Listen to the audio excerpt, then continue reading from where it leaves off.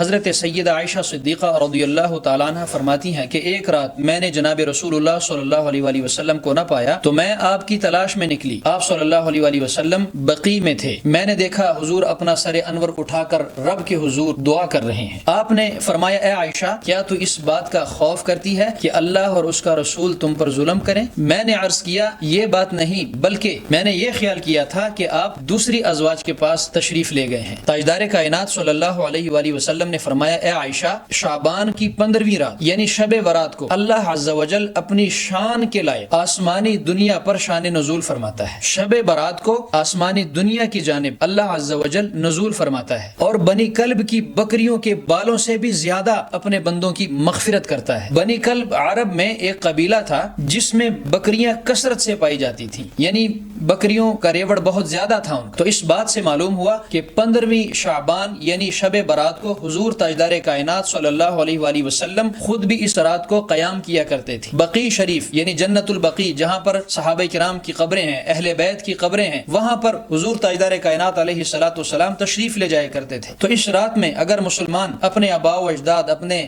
رشتہ داروں، اس دنیا سے پردہ کرنے والوں کی قبروں پر جا کر اگر قرآن خوانی کریں، ان کے لیے دعا کریں، خیرات کا اہتمام کریں، تو یہ سب حضور تاجدار کائنات علیہ الصلوۃ والسلام سے ثابت ہے کہ حضور اس رات بقی شریف میں جا کر رب عز و جل کے حضور دعا گو ہیں اور اپنی امت کی بخشش کے لیے اللہ عز و جل کے حضور دعائیں کر رہے ہیں۔